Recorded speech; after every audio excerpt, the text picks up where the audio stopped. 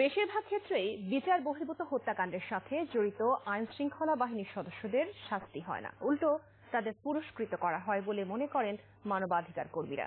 তবে আওয়ামী লীগ নেতা শাহজাহান খানের মতে অনেক সময় আইন শৃঙ্খলা পরিস্থিতির উন্নয়ন ও সন্ত্রাসীদের দমনে এ ধরনের হত্যাকাণ্ড চালানো হয়।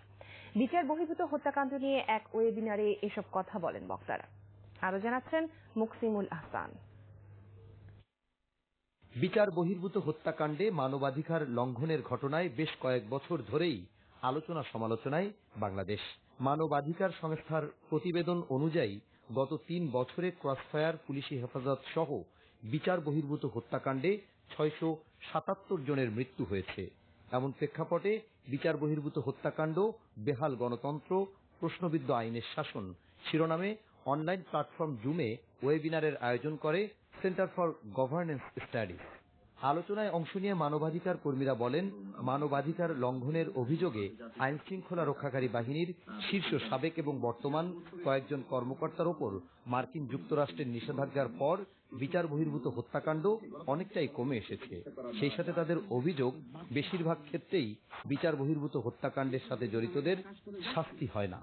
বিচারের আওতায় না এনে সরাসরি নিজেরা একজন সাব ইন্সপেক্টর, একজন সৈনিক, একজন সিও অথবা একজন মেজর সাহেব অথবা একজন ওসি সাহেব কিভাবে নিজে বিচারকের দায়িত্ব পালন করেছেন, প্রতিটি ঘটনা যদি আমরা প্রত্যক্ষ করি আমরা পাবো। তারা অন্যায়ভাবে মানুষকে গুম, হত্যা করেছে এবং তাদেরকে পুরস্কৃত করা দরকার কেন?